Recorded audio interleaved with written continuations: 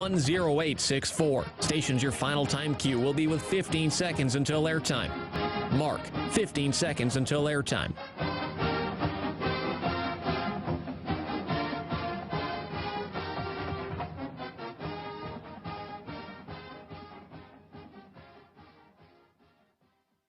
The following is a presentation of Learfield. Welcome to Duck Insider. Our whole athletic department, there's a level of expectations of success. Throw, catch, touchdown, Oregon. He can run and slam. He's back out for a three. Left wing is good. In the air to center, back at the wall. It's out of here. Really excited that we get to rep our Ducks and hopefully come back to Eugene with some championships. Indoor track and field national champion. Oregon repeats as the Pac-12 champion. And for the fourth time in the last 6 years, the Ducks are Pac-12 champions. We have so many teams that are excelling right now, and it's really fun to be a part of.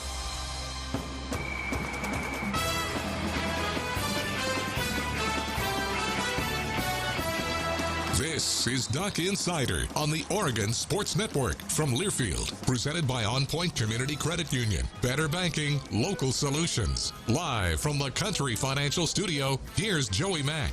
Mario Cristobal with some updates on the personnel for the Ducks today with someone entering the transfer portal. He's going to address that. Also some great notes about Jeffrey Bassa, the number 2 quarterback position, and a whole lot more with Mario Cristobal. If you're live with us in the 1 o'clock hour, Coach just talked to the media following the final padded practice of the week that concluded with a 2-minute drill. Number 1 defense won their section of the 2-minute drill, and then Jay Butterfield completed an awesome pass to Dante Thornton. Great throw and catch in the end zone to give the 2-minute drill victory to the number 2 offense. More honors rolling in for Kayvon Thibodeau. Before we hear from Coach Cristobal, he is having himself a week. Named the Bronco Nagurski National Defensive Player of the Week and the Lot Impact Trophy Player of the Week after already being named the Bednarik Award National Player of the Week and the Pac-12 Defensive Player and Pac-12 Defensive Lineman of the Week. Thibodeau was on the preseason watch list for the Nagurski Trophy, presented annually to the best defensive player in college football. Haloti Ngata is the lone Duck ever to be named a finalist for the Nagurski Trophy. That was back in 2005. Also a semifinalist for the Lot Impact Trophy given to the student athlete who best exhibits the characteristics of one of my favorite football players ever, Ronnie Lott, by making an impact on the field. And that's an acronym: integrity, maturity, performance, academics, community, and tenacity. It's one of the best acronyms I think I've ever heard. That's pretty cool for Kayvon Thibodeau. Also yesterday, Anthony Brown named to the Davey O'Brien quarterback class list. You love to see that for the Duck quarterback who has, well, had some inconsistency, no doubt, but has put together a nice season for the Ducks so far and hoping that it finishes pretty strong. There's your news for today. Rob Moseley, the editor-in-chief, GoDucks.com, is going to join us. We just wrapped up our Quack Minute following practice today. And we've got Joe Moorhead as we zero in on the Oregon offense, and we're going to hear from Anthony Brown. But first, Mario Cristobal with some personnel updates and some other news and notes from just after practice a little while ago. Here's Coach Cristobal. Good practice this week. Health-wise, we're sitting about in the same place that we were before, like we discussed the other day. You know, Alex looks fairly well, but cannot guarantee that he will play. Happel will be a no-go for sure. I think I mentioned that before. Aside from that, I feel good about Dante Manning. Moved around really well out there. The rest of the guys look good. So, questions? Damon's been able to go back. I'm not even sure if he traveled last week. Damon David? Yeah. Yes, sir. But with Happel down, do you think that this freshman will get a shot this week? He's a really good player. He's learned the system. I think he missed such a critical part of camp and then post-camp that he is catching up, and we feel he's caught up now. So you'll see him play. He already was activated on special teams. There's also, we feel like a lot of guys have developed really well. We feel like Brian Addison is developing. We feel like, Triquez, Dante Manning, they have such good battles going that we could also now work those guys at different spots to keep providing depth, as it's been the kind of year it's been, so that we're prepared for anything that comes our way. So those guys are candidates to play that nickel spot in place of Jordan? All those guys are candidates to play. Verone's played it as well. We don't want to tip our hand this early in the week, but we feel really good about, nickel and our dime packages going into the game. Base personnel, of course, is what it is. How's Alex just been handling it mentally, the back and forth? I know, back injuries are kind of finicky and tricky to deal with. How has he just kind of been handling it the last couple of weeks when he seems so close and then he has maybe a setback here or there? Yeah, well, he's frustrated, but he's handled it really well. you know him, he's a competitor. I mean, the guy, you're not going to outwork him. And to be that close and to have a setback, that was really disappointing for him. But he also takes that and turns it into positive energy to work hard to get back. And he's really, really close. We just want to be able to be back and healthy. We don't want him to be out there trying to do something that might hurt him or hurt himself in the process. So just he's a stud, you know. Has it been good just to see how many of your rotation guys have stepped up in that position, you know, whether that be Dawson, Ryan, some of these other guys, where you can have the benefit to maybe slow play him and be absolutely sure because you know that you've got that depth there? Yeah, well, I mean, the way we practice and the way we've played games, we've postured ourselves to be able to handle that. Just, you know, don't want to handle much more. We will if it comes our way, but we'd like to, you know, we'd like to have him back, and we'd like to get in the groove that we have been when the 5 guys play together. Now, credit to these guys on Saturday. You know, I was mixing and matching, and a lot of it was on the spot. So, but either way, you know, those guys aren't going to flinch. I mean, Coach Murbal's got those guys wired to the point where whatever comes, they're going to handle. The defense had one of its stronger performances from a pass rush perspective against UCLA. Earlier this season, you talked about wanting to get more knockback. How do you feel the defensive line has progressed for you guys this year? That was, yeah, it was our best game. I think what people don't take into account, they had 91 offensive snaps. You know, and I think we limited their run game to about 2.5 a carry. You know, they were known for rushing for 6 yards a carry, and I know there was a lot of chatter about how, you know, there was a lot of how great they were doing, and so credit to our defense for coming out and from a physical standpoint, taking it to the opponent at the line of scrimmage. The front 7 really did a great job knocking people back, striking with their hands, setting blockers, setting the point, and you know, against a really good team. So it's really good progress. We need to take another step, especially as our young linebackers are fitting into these roles. It's so important for them to have defined gaps to fit, right? You imagine being a guy like Jeffrey Bassa, Keith Brown, you know, all these guys that are playing, you know, Jabril McNeil, and if those gaps are moved and guys are bounced around, that's difficult, right, with all that stuff coming at you. So the fact that they're playing so much better has really helped us out, and you know, and they know that we're going to even put more on them to play harder, to play more physical up front, because to achieve what we want to achieve, we got to be better at the line of scrimmage across the board. Dorless and Popo are 2 guys that play positions that don't get a lot of statistics. Can you speak, though, just how important they've been for stopping the run and creating those gaps, and just your development you've seen between those 2 guys? You know, Statistically, how we grade, it's really high, real high productivity. For what they want to do for a career, excellent as well. Yeah, they've changed their bodies in the offseason, right? They've changed the way that they move, the way that they bend, the way they come out of their hips. They've developed explosive power, and they've matched it with a lot of upper body strength enhancement as well. So when they put their hands on you, those are heavy-handed guys that can control blockers. And a lot of times they're getting double teamed. I mean, that's a different world now. You know, there's no, you know, cupcakes and milk there inside there. It's go time, and they handle it really well. They've played banged up. They've played when they're healthy. They've pushed through plays, and they know we're going to push them even more, because that's what our team needs for us to be successful.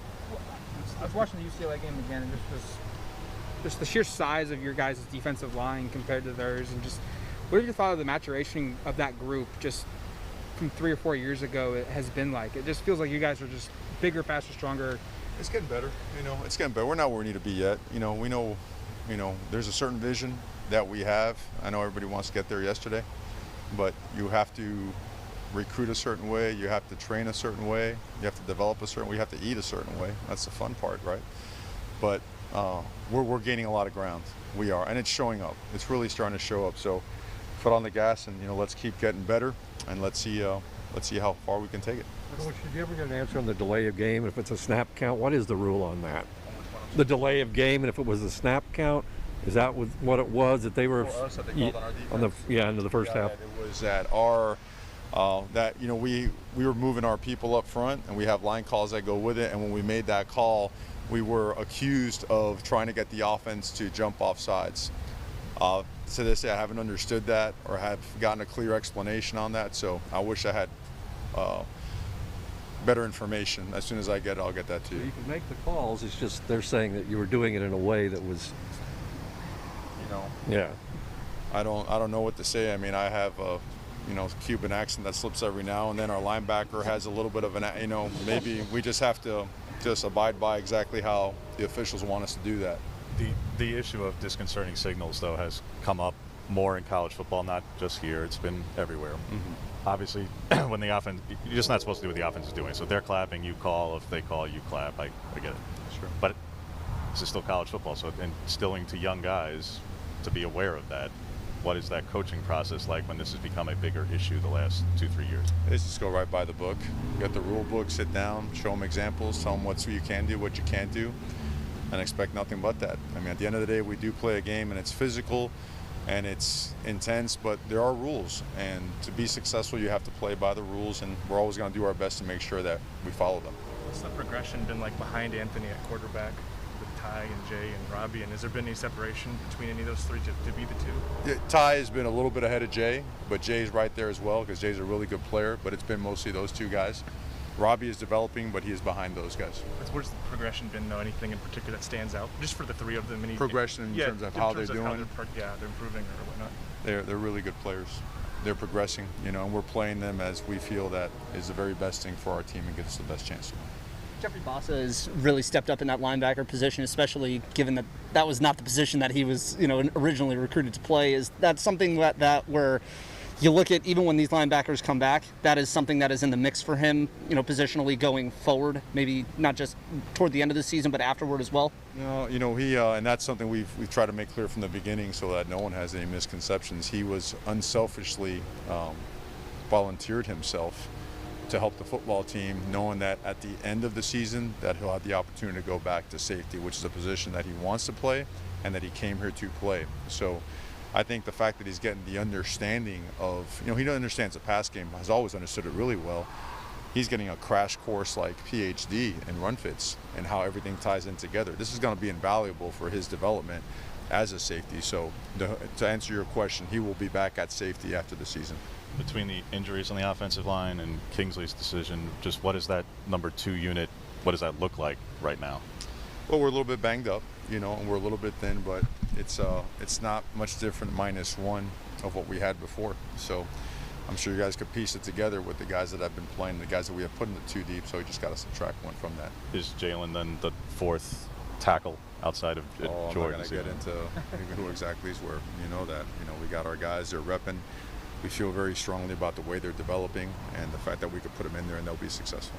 Is the door open for him to come back if he wants to? I know when you go into the portal, you've seen players come back, or is it a closed shut?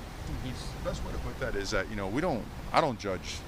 I really don't. I don't judge. It's like you respect people and you expect to be respected back, and that's what transpires, And we work really hard with everybody to develop and to have the best possible experience, development cycle, all that kind of stuff. So we don't judge, we just adjust and we move forward. Sound like also, is Jaden Navarrette back in practice at this point? He is, and actually did a really nice job working more on special teams now, and eventually looking to get him on some of our third down stuff as he relearns the system. He's a really talented guy. He's had a few injuries, since he's been here as well. But again, pretty excited to have him back there. He was working with the scout team predominantly and then worked with some special teams units the past couple of days. We had talked after the Ohio State game about how you guys prepare for Stony Brook would go a long way in determining if you were a good team or a great team. Now that you guys passed a test like UCLA, is it kind of a similar deal since so much is still ahead of you? I think what's obvious to us, I'm sure, you really can't deny it. It's like right between the eyes. We're a good football team when we play every single rep like it's the fourth quarter. And to do that, you got to practice every single rep as if it's the fourth quarter. Anything not up to that level, you're saying you're willing to give away a W. That's the best way to put it, and that's the way it's been postured to the team because that's honest, that's truthful, and I don't think anybody is good enough. Nowadays in college football, you see every single week there are upsets galore, right? No one's good enough to do anything but their absolute best in preparation leading up to the game and then playing through the game. So we've taken that approach. The Leadership Council's done a great job enforcing that, and you know the old saying, man, some people learn through consequence and some people don't learn. We've learned that when we're not at our best, we can suffer a massive consequence, and we feel like going forward we're in a better place. A lot of details there with Mario Cristobal, the Oregon football head coach. Takeaways, Kingsley, yeah, I know everybody asking about him, has decided to enter the transfer portal, and coach said, hey, we don't judge, so they're just going to rep the guys that they have and move forward. Jeffrey Blassa will move back to safety. Even though he's done such a nice job playing that linebacker spot that he had to slide into, he will move back to safety. And then I saw a couple people asking about, if you got Jay Butterfield playing with the number 2 offense today, where does that put Ty Thompson? Well, those guys have been repping both with the number 2 offense. Last week, Ty Thompson ran the 2-minute drill with the number 2 offense. This week, Jay Butterfield ran it. So that's kind of the way that the Ducks have been splitting it all year long. And as you heard Coach say, both of those guys are performing well. And he feels like they're pretty neck and neck, but Ty's maybe a little bit above Jay Butterfield right now. Oregon head coach Mario Cristobal, brought to you by the Willamette Valley Cancer Institute Research Center. Fight like a duck with cancer care you can count on. When we come back, Rob Moseley's going to join us. We're going to talk about a number of different things. Ducks and Buffs, 12:30 kickoff on Saturday, and a few other topics as well. Back after this, the Oregon Sports Network from Learfield. Dear Exit Strategy. No matter which Toyota you choose, there's an exit from the ordinary to match. See you soon, Toyota. Visit your local Toyota dealer or Toyota.com today. Toyota. Let's go places. From the weight room to the classroom, on the field and off it, On Point proudly supports University of Oregon athletics because student athletes do so much more than bring us pride on game day. They bring our entire community together in Eugene and all across Oregon. So whether you're watching the game in the stadium, at home, or at your favorite local business, their success makes all of us stronger. On Point Community Credit Union. Join in. OnPointCU.com. Federally insured by NCUA. Equal housing opportunity. Dear Exit Strategy. No matter which Toyota you choose, there's an exit from the ordinary to match. See you soon, Toyota. Visit your local Toyota dealer or Toyota.com today. Toyota. Let's go places. Your daily dose of Oregon athletics. This is Duck Insider from Learfield. Adopt US Kids presents What to Expect When You're Expecting a Teenager. Learning the lingo. Jelly. Jelly adjective. Jelly is a shorter, better way to say jealous. As in, Chloe, I am like so jelly of your unicorn phone case. You don't have to speak teen to be a perfect parent. Thousands of teens in foster care will love you just the same. Visit adoptuskids.org, brought to you by the U.S. Department of Health and Human Services, Adopt US Kids, and the Ad Council. What is dedication? My daughter started making necklaces. She makes what we call affirmation fashion. I tell her every day that your black is beautiful. And if there's anything better than being beautiful, it's being smart. If there's anything better than being smart, it's being kind. And reaffirming that every day is our method of making sure her chin never drops.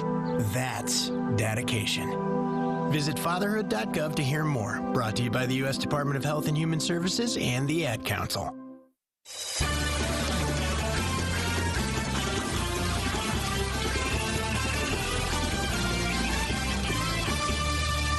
Welcome to Duck Insider, presented by On Point Community Credit Union. I'm Joey Mack. He's Rob Moseley. He's the editor-in-chief of GoDucks.com. What's up, Rob? Hey, bro. How you doing? I'm great. How are you? I'm good. We just wrapped up a Quack Minute. If you missed it, Rob's going to tell you everything that we just talked about in the Quack Minute right now. We talked about the 2-minute drill at practice, and we talked about Jeff Blassa moving back to safety next year. That's pretty good. But you should really watch the Quack Minute because the nuance that we got into, the depth of analysis we provided, the quality of reporting. Always the highest of qualities. Well, it was to our normal standard, and people can just interpret that however they want. That is an accurate statement. I like that. I think that that's a good way to put it. I feel that our bar is of an appropriate height for you and me. Absolutely. It is appropriate. Appropriate is the right word. Rob Moseley, you can find him on Twitter at DuckFootball, also at GoDucksMoseley. Let's start with your Duck Football persona, sure. I suppose. Yep. It's interesting looking at – we're now a little bit more than halfway through the season, right? So I'm going to ask you kind of the question that it seems like every coach gets asked when you get to like the end of non-conference season, you get midway through the year. Where are the Ducks at? I mean, if you went back in time, told you and me in August that the Ducks are going to be sitting where they're sitting right now heading into Colorado, what would you say? Yeah, I think that would have been seen as a really high-quality first 7 games. I think, given that a game at Ohio State was on the schedule early, You knew that there was a possibility of you knew going 7-0 was going to be tough. Then when you win that game, it sort of changes expectations and starts to reframe. I've found it a little bit funny that I've seen some fan reaction along the lines of, oh, we always knew this team was going to be a playoff contender and it should be 7-0 right now. And when in reality, I think the consensus prior to the year was, Cristobal and his staff are stacking recruiting classes. This had a chance to be another real high-quality year, contend for another conference championship. Sure, if things go great, play yourself into contention for bigger things. But that also in the long term, this is still a program that's building, to try to get to that elite level and sustain it. And so, yeah, I mean, I still feel like this team is a little ahead of schedule, know. I mean, and credit to those players for taking advantage of that opportunity at Ohio State.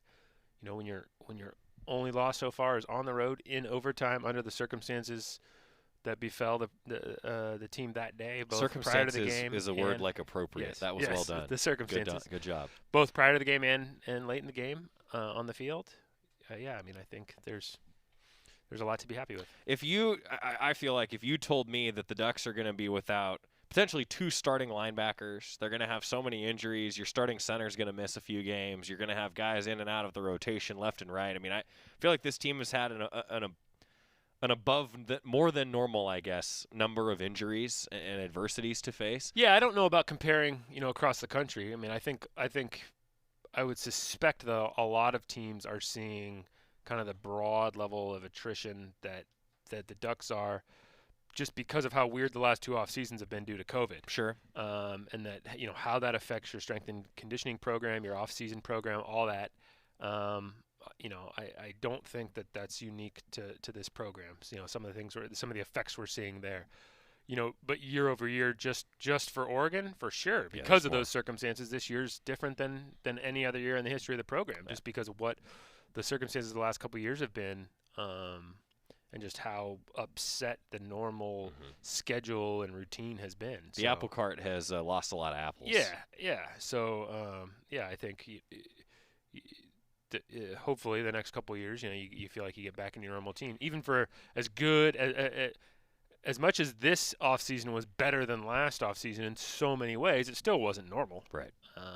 And that, I think that probably explains a little bit of what we're seeing in terms of the injury stuff. No doubt about it. I think the amount of adversity this team's faced, and it's still a top 10 team with 1 loss, as you said, in overtime, on the road, a conference game. The one thing that no team expects to deal with at any point, regardless of, COVID, non-COVID, is the situation with Joe Moorhead. Sure. And, having to play a game knowing that your offensive coordinators had to be rushed to the hospital for, emergency surgery. Forget how valuable he is as a coach, just as a person. Yeah. How does that not just throw everybody out of whack? Like, imagine what's how going you would on? react What's to happening that. with Coach? Mike, this guy who I've spent every waking moment with for the last however many months was rushed to the hospital with surgery. Emergency, serious. For a serious medical condition. Like, what's going on? Oh, and now we got to go play a football game. Yeah, I mean, that's a lot to deal with. Yeah, no doubt about it. So I feel like, all in all, the point that we're both trying to make here is that you feel pretty good about where the Ducks are at. Yeah. Still a lot in front of them, a lot of goals to accomplish, but you feel pretty good about it. Yeah, no doubt about it. And then still, I think, waiting for this team to play a complete game. That's the best part about it all. This team, as we've talked about week after week after week, has prided itself on being a fourth quarter team and had been that for most of this year. Had been a team that their starts were kind of up and down, but then kind of consistently in the middle phases of the game, had it been a bit of a roller coaster, and then at UCLA, you don't start well, you dominate the middle 2 quarters, and then the offense has some rare fourth quarter struggles that just hadn't been an issue the whole rest of the year. Yeah, I mean, those are things that you want to make sure you get cleaned up. You don't want to be overconfident, but you also feel like, man, if things can click start to finish, just how good could this team be? Yeah, I think that's what the coaches are certainly excited about too, right? Totally. There's still a lot of potential. Now it's game 8 against Colorado, so we're a little more than halfway through the year. And Rob, this is a matchup with Colorado that I look at, and look, on paper, Oregon should win this game. Right. On paper, Oregon, I think, is going to want to win this game by a couple touchdowns if everything goes according to plan. But Very little has gone according to plan. Very little has gone according to plan. This is yeah. still a Pac-12 team, and it looks like Chenault, their wide receiver, is going to be back. Right. Not the Chenault of old at Colorado, but still a Chenault nonetheless at wide receiver. You know, all in all, I think that this is a matchup that if you're Oregon, you do want to look for that consistency. I think that's maybe one of my biggest keys this week. Yeah, I mean, I think, you know, they're not immune to some of the chatter that develops around a team, and there's no doubt about it that, you know, one narrative about this team is they kind of get up for certain games and then have a hard time getting up for some other ones. So this is definitely a chance to kind of turn that on its head and say, no, you know, we're going to come out ready to play, and we're going to play 60 minutes. And, you know, what kind of result that leads to, that'll be determined on the field. But we're going to look like a team that's, you know, ready to go, ready to execute, ready to play clean football start to finish. Yeah.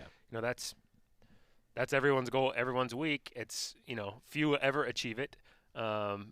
Particularly even less achieve it on a consistent basis, but that's something I'm sure, this team wants to try to capture and kind of turn that narrative on its head. I think that's well said. You know, I mean, that's still what Oregon is searching for, and being able to do it back at home, it's probably a little easier to be able to do it at home. No doubt. 12:30 kickoff coming up. I want to switch gears, talk about a few other topics with you. So now we go to put on your Go Ducks Moseley hat. Thank you. That way nobody can see my hairline. So you went. It's just receding. It looks good, man. Thinning. Are you going to go bald? My dad was totally bald by now. Well, so I mean, you could always make yourself bald. No. This was my mom's dad. That's the thing, right? Yeah. Yeah. This is his hairline, and he had his hair start to finish. So I'm knock on wood. I'll just look like this for the next however many years. Hopefully, a lot of years. Hopefully, a lot of years. Yeah.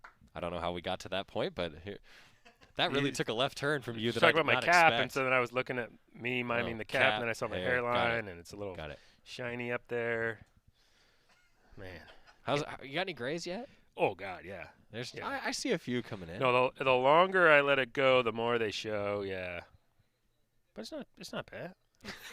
I'm freaking 45. You know, this isn't too bad for 45. It's Hair Insider here, presented by On Point Community Credit Union. Anyway, volleyball. You went to volleyball on Friday. The Ducks were on the road at UCLA, and right before the football game, Rob Jackson, you guys went over there. Yeah. That's too bad you didn't go to USC the next day. No doubt. And you know, I was on the home front. I was commenting on how, you know, a couple weeks back in the Bay Area, soccer was down there. So I made a point of going down on my own to do soccer games on the front and back end of the football game. And I kind of made the comment Sunday morning, like, you know, I could have done the same thing with volleyball being in LA, but I was kind of glad I didn't, just because I've been on the road a lot and it was nice to be home.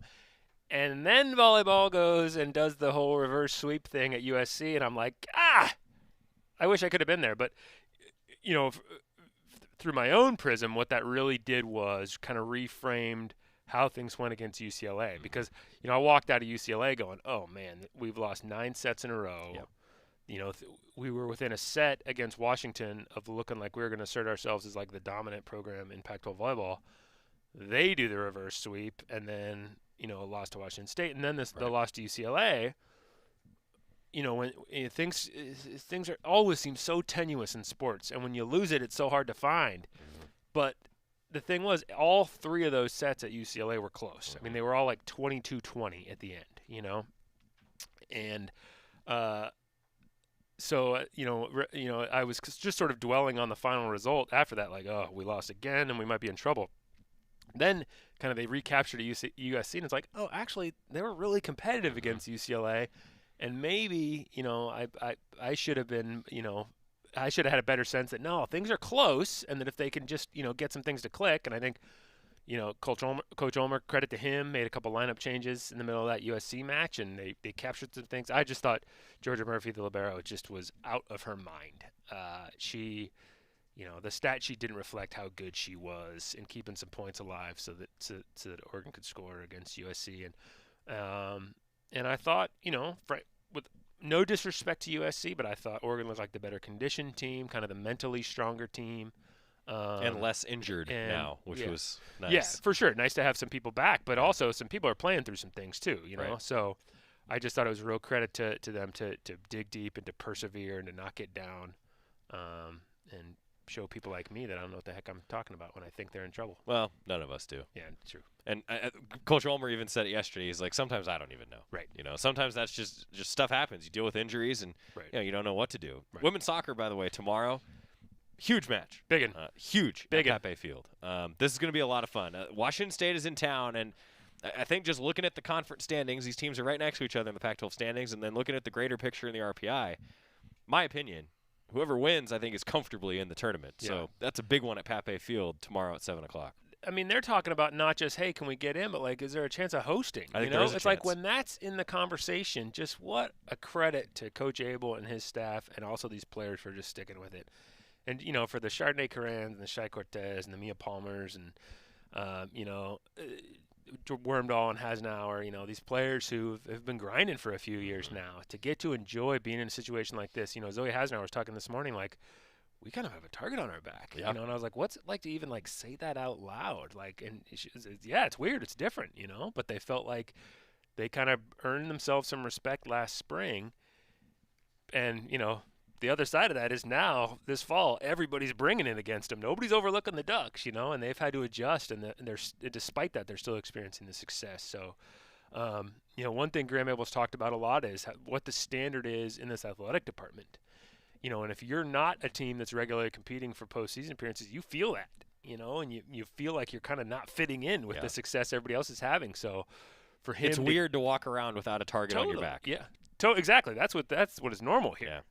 And to kind of be the hunted. And so, for his, you know, squad to be able to experience that and to enjoy this kind of success, you know, there's nothing to celebrate right now. I mean, we can be happy for them, but for them, there's nothing to celebrate yet. But you know, if they can keep playing like they've been playing, there will be, and that's just awesome for them. Finally, women's basketball, the season officially starts tomorrow with an exhibition. 6 o'clock at Matthew Knight Arena. There will be an Oregon live stream for that game, by the way, and I'm pretty sure our boy Sean McPherson's on the call. That's right. Sean McPherson's going to be doing the live stream broadcast because for an exhibition. He's a busy guy these days. Yeah, he is. We try. Yeah. You know? That's what it takes, right? Put him to work. You know, Mark Wasikowski would say it takes what it takes to be successful. It does take what it takes. So, and Sean's succeeding. And it's a great example, too. Like, if you commit yourself to something, you will be rewarded with opportunities. Mm-hmm. If you're a slappy who's kind of late and doesn't show up and, you know, doesn't take things seriously, you're going to get left behind. Are you speaking from experience, Rob? Oh, God, yes. God, yes. 100%. Yeah, I've been left behind a few times. Hey, we talk a lot. I talk a lot about like our village, right? Like it takes a village to succeed, and our interns are next level. And so yeah, Sean's gonna have the call on the Oregon live stream for that exhibition. Hey Scott, who's the village idiot? I'll tell you off air. Go. He's Rob Moseley, editor-in-chief, GoDucks.com. I mean, there's a lot going on, Rob. So thanks for taking the time. Yeah, buddy. absolutely, no problem. You bet. Fun time of year. Hey, that's for sure. Yes, that's for sure. Chaotic, but fun. Basketball season getting underway. We've got a new ticket plan to tell you about. Those of you interested, don't go away because some details for you when we come back. He's Rob Moseley, editor-in-chief, GoDucks.com, and he's going to go get back to his real job on the Oregon Sports Network from Learfield. As my family continued to grow, I realized I'd have to replace my beloved Jeep with something that has, well, more seats. I'm Jason Hines, Country Financial Rep and father of 7. Whether you're upgrading from your sporty ride with no room for a car seat or finally replacing your well-loved beater that still has a cassette player, you'll want the right protection for your new car. Work with a Country Financial Rep like me and get the protection you need at a price you can afford. Learn more at TakeSimpleSteps.com or contact a local Country representative.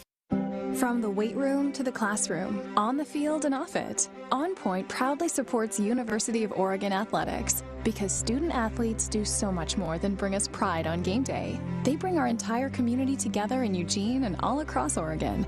So whether you're watching the game in the stadium, at home, or at your favorite local business, their success makes all of us stronger. On Point Community Credit Union. Join in. OnPointCU.com. Federally insured by NCUA. Equal housing opportunity.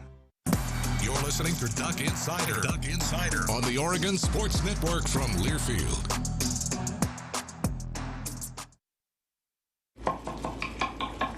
These are the sounds of a dinner. A dinner that almost didn't happen. A dinner now served, thanks to people like you. Due to COVID-19, 17 million more Americans may face hunger. Feeding America is helping our neighbors in need. And if you're able, you can too. Donations are being accepted at feedingamerica.org/coronavirus. Brought to you by the Ad Council and Feeding America, 200 food banks strong. It's time for today's STEM tip. Okay, you know recycling is important. No one wants plastic in the ocean. Here's a cool way to repurpose a plastic bottle. Build an awesome terrarium. Cut a large plastic bottle in half and fill the base with sand, pebbles, potting soil, and your favorite plant. I chose an African violet. Put the top of the bottle over your base and place it in the sun. Your plant will grow sealed in its own ecosystem. Fun, right? Learn more at She Can STEM. A message from the Ad Council.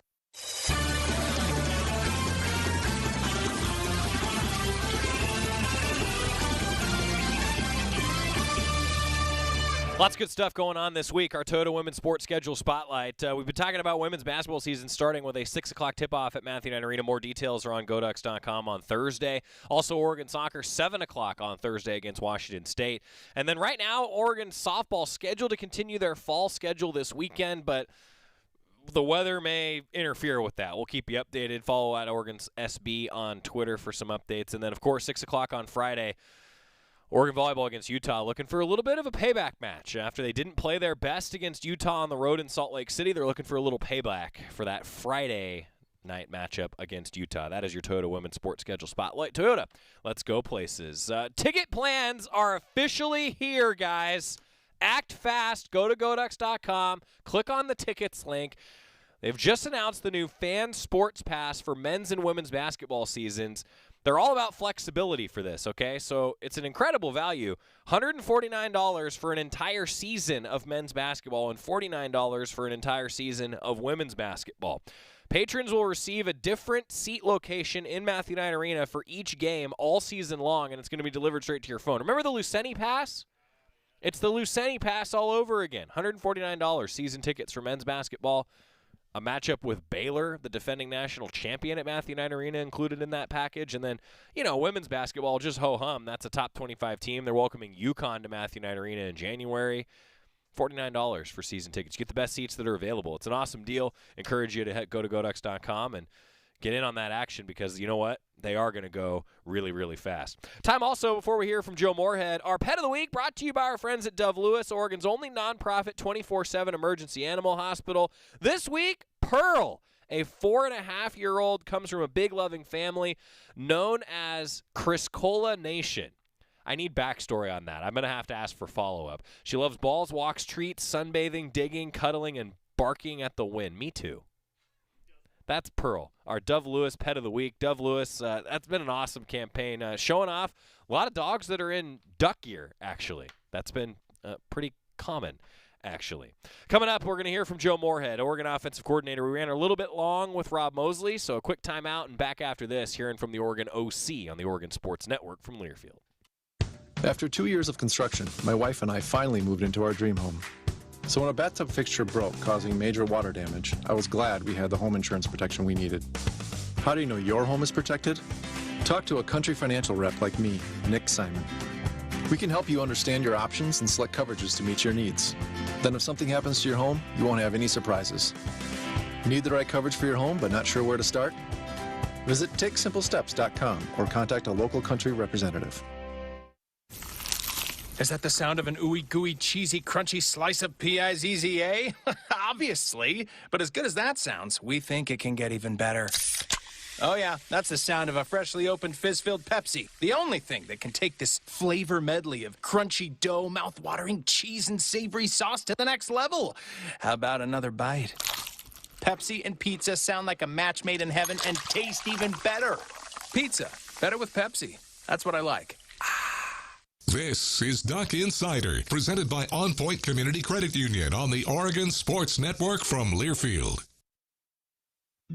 Neil Armstrong waited 6 hours and 39 minutes to step onto the surface of the moon. Jackie Robinson waited 20 months to play his first game with the Brooklyn Dodgers. And even DiCaprio had to wait 22 years to win an Oscar. You can wait until your destination. Don't text and drive. Visit StopTextStopWrecks.org. A message brought to you by the National Highway Traffic Safety Administration, Project Yellow Light, and the Ad Council.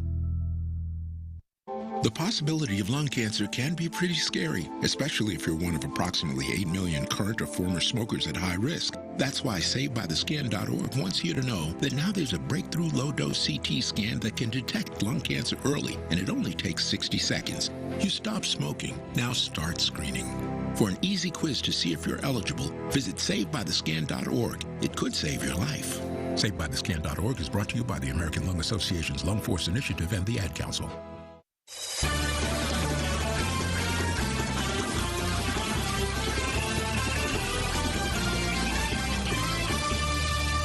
Welcome back to Duck Insider, presented by On Point Community Credit Union. Joey Mack in the Country Financial Studio. The Ducks getting ready for a 12:30 kickoff on Saturday against Colorado at Autzen Stadium, televised on Fox, 10:30 pregame show for us here on the Oregon Sports Network.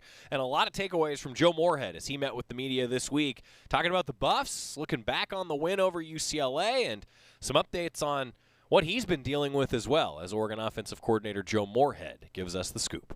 I think you called more unbalanced this game even than Ohio State, especially on a percentage of plays.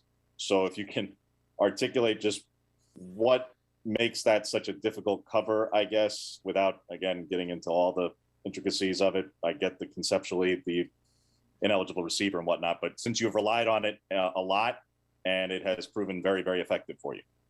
Yeah. Heading into the game, UCLA had done a tremendous job, stopping the run either through their straight 4-down or their very extensive and exotic pressure package. So we wanted to try to find formations that would at least slow them down a little bit and giving us an opportunity to run the ball.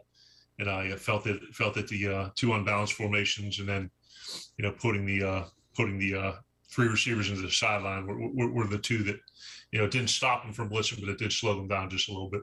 Your offense has been really balanced this season up until the red zone, where there seems to be a slight inclination towards the run.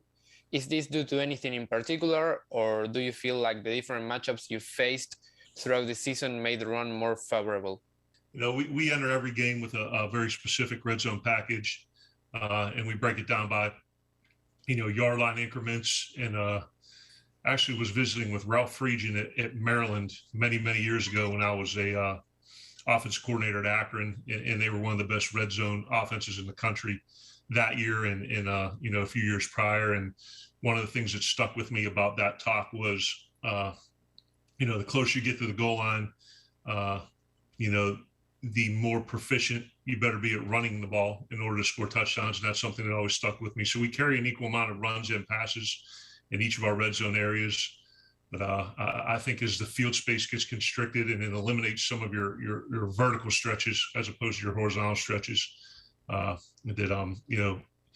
if you're good at running the ball, it gives you a good chance. I think we're 24 of 31 in red zone touchdowns, maybe heading into the game. I'm not sure if that was after it, but we've had a pretty good red zone touchdown success rate, which is important to us. You guys threw quite a bit. UCLA was obviously tough against the run. I think 16 first downs were thrown by Anthony, just 11 different guys catching balls. Just how do you evaluate this performance? It was, I felt really, really good from him. Maybe his best game of the year. Yeah, from an overall offensive standpoint, I think we talked last week.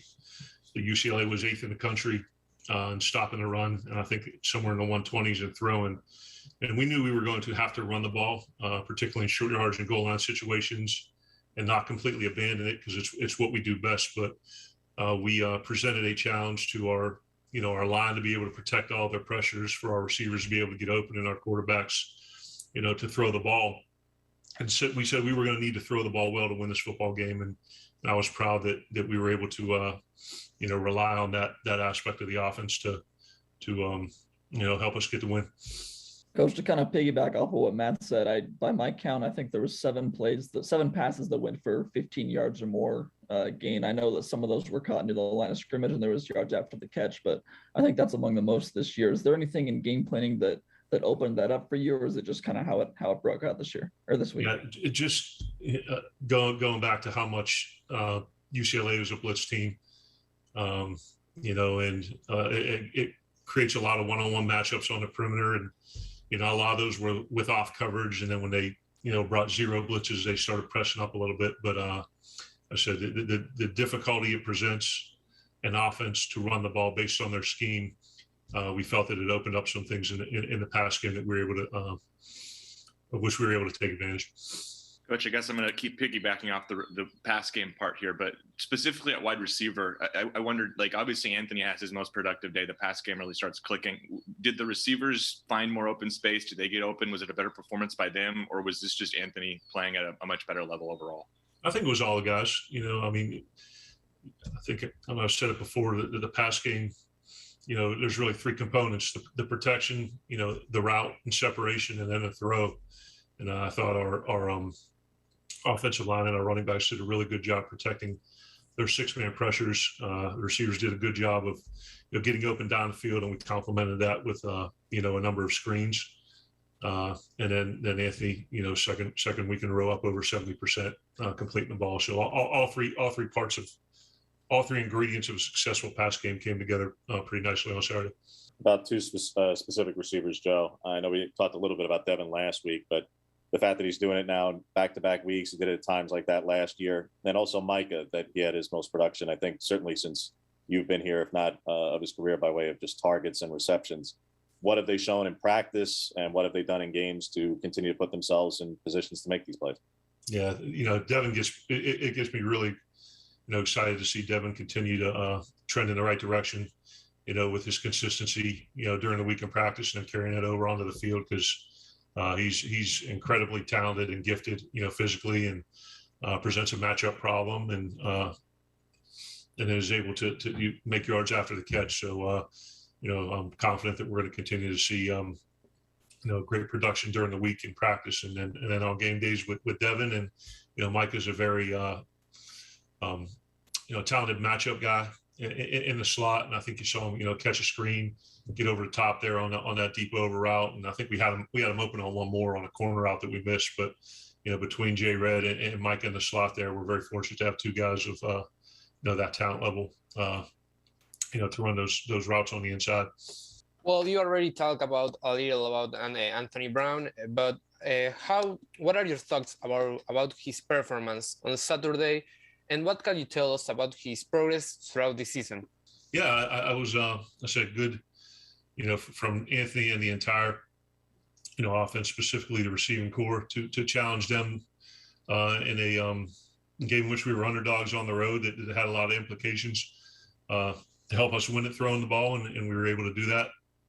And it's the second week in a row, I said up over 70%, heading in the right direction, getting towards that 65% mark that we talk about. And, outside of a couple throws there, I thought he performed at a level that, we all know of which he's capable. And, like I talk about Devin, continue to see him trend in the right direction. Just your thoughts on the offensive line, Alex going down right before the game again, and a couple other guys getting hurt, and pass protection seemed really, really good, and just their overall play in that game.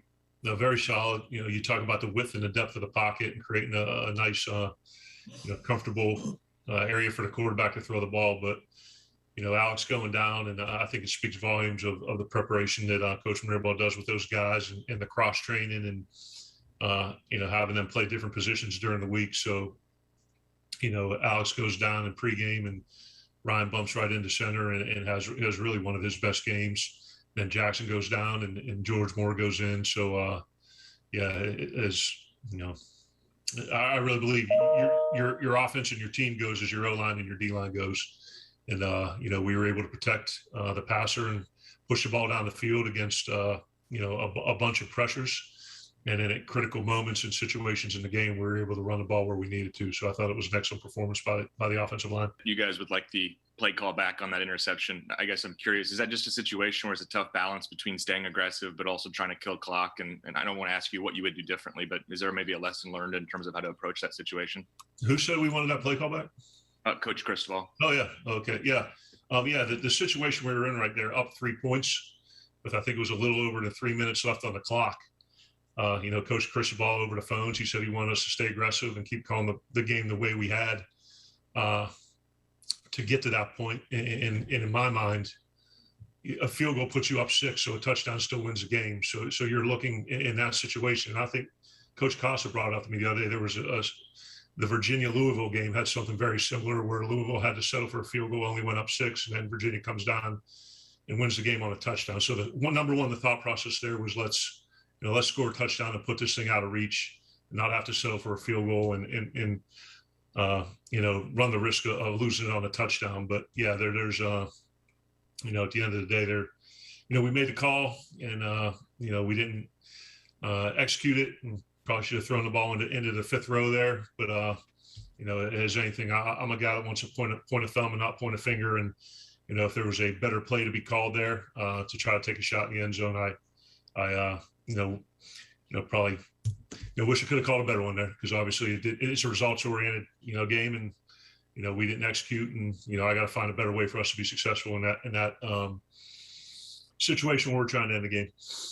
To Colorado specifically, Joe, it really starts with their linebackers. What have you seen from the ability of Landman in particular, 53, to be a run stopper, but he also has 4 pass breakups. So I realize it's not a pass rusher, but obviously a run stopper, and Wells 26 off the edge. Yeah, the defense runs through him. Very instinctive, very aggressive. Always seems to be a step ahead of the blocking scheme, and does a nice job in pass coverage too. So you can see he's the emotional and physical leader of the defense. I think 54 and 26, those guys on the edges really present some issues, particularly when they get into their 5 down looks. And I think number 3 on the back end is an incredibly talented cover guy. So they're multiple in what they do from a front standpoint. They're going to mix in 1 high, man in zone, and complement that with some 2 high. So you really got to be on top of it from a game planning perspective to be able to move the ball and score points on these guys. Oregon Offensive Coordinator Joe Moorhead, brought to you by the Willamette Valley Cancer Institute and Research Center. Fight like a duck with cancer care you can count on. Coming up, I said we're going to continue to zero in on the offense. Thought we'd have time for Anthony Brown.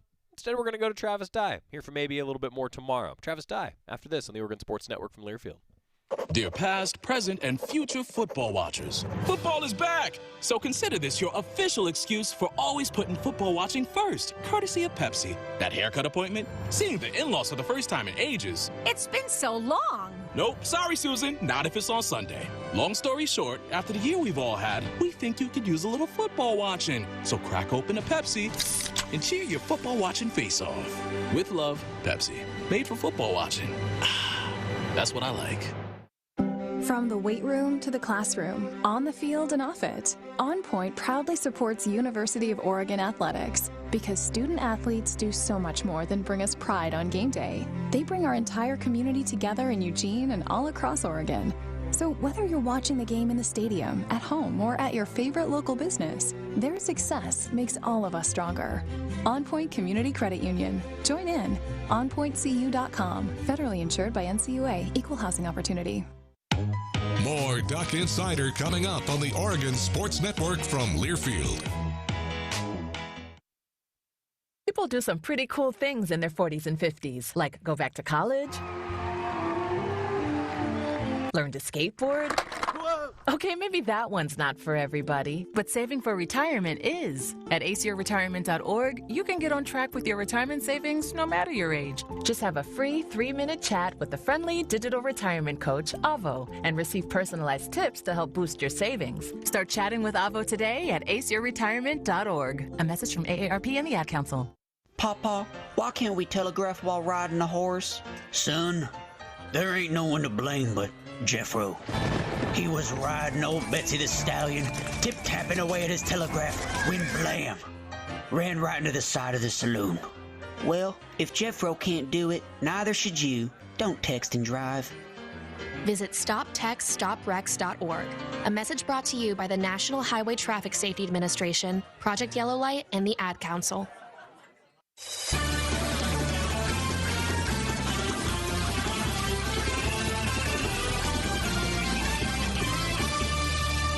Back on Duck Insider, presented by On Point Community Credit Union. Joey Mack in the Country Financial Studio. It's a 12:30 kickoff on Saturday at Autzen Stadium against Colorado on Fox. And, man, Travis Dye has been great for the Ducks this year. He's really had to step up and shoulder the load with C.J. Verdell going down for the rest of the season. And Travis Dye continues to talk about what's making him click as he met with the media this week. What did the game, the fact that it's in UCLA, that Troy and the family are there, that you hadn't had that kind of performance in SoCal or against UCLA before? Right, it means everything. You know, growing up, my older brother played for UCLA, and so it was surreal just coming back, to the Rose Bowl in the UCLA setting. Just 10 years ago I was there and my big brother was playing. Just after all that time, and I'm playing there against UCLA, and to get the win, it's special. It's very special. Let's talk about just versatility, especially coming off a game that you had, not a lot of yards, but also more productive, obviously with touchdowns. Just how important is your versatility to this team? It's really important. I can, just about do anything for this team, whatever they want, whenever they want it, and I'm head over heels for the team kind of guy. Whatever the team needs, I'm there for it. Can you put into context just how good Ryan Walk is playing right now and the circumstances he's having to do it in of day of game changing positions? Yeah, Cristobal told him day of the game, like you're going in, you're starting at center. And, center is a really hard position. That's not an easy position. You have to make the calls. You have to be confident with your calls. You have to ID guys, all that. It was like Alex never even left. Ryan stepped up so huge. And he's such a smart, great, hard-nosed player, and we're just super lucky to have him. What does the unbalanced formation that you guys run so much with? I think you did on a percentage basis even most this past week. Why is that so effective for you guys? Just to mix it up a little bit. Teams haven't really seen it a lot, so throw it out there for UCLA. They're a great defense. Just trying to figure out what we can do, what could work out best for us. And our coaches thought that was the better way for us. And that was a great team though. That was a hard-nosed football team. There's pass protection that you had in this past game, particularly with Calvert. I'm not sure you make that early in your career, Travis. You've improved there a lot. Yeah, most definitely. Speak to how you've gone about doing that, because especially with the amount of hits you're taking already, to stare down a linebacker, come down the A gap is. It's a job, but easier said than done. Yeah, it's all about the technique. Half the battle is, having heart and just, putting yourself in there, but the other half is technique, keeping your base, shooting the hands, all that good stuff. Just working on it every single day, really. With Coach Mastro, with the other running backs, with linebackers, just always working on my pass protection. Just working on my weaknesses. And before I saw that as a weakness, and I try to grasp onto it and try to lean into it, see if I can get better at it. When you go into this week, when Landman is one of them, and a guy you're going to be meeting a lot, either in pass protection or in running, what makes him such a run stopper, a threat in the backfield? Just so hard-nosed, a hard-nosed football player for sure. This team's been through a ton of adversity, injuries, close games. A lot of injuries and adversity. And to finish up what Travis was talking about, just next duck up mentality. That's what the Ducks need to do. Hey, update for you. Price is $129 for the season for men's basketball. I don't know how I was able to shave off a few bucks, but we did it. It's a great way to end the show today, huh? Tomorrow, we're going to talk with Mark Johnson, the voice of the Buffs. See you then. Adopt US Kids presents What to Expect When You're Expecting a Teenager. Learning the lingo. GOAT, G-O-A-T, acronym, stands for Greatest of All Time. As in, spaghetti sandwiches for dinner? They're my fave. Dad, you're the GOAT. You don't have to speak teen to be a perfect parent. Thousands of teens in foster care will love you just the same. Visit adoptuskids.org. Brought to you by the U.S. Department of Health and Human Services.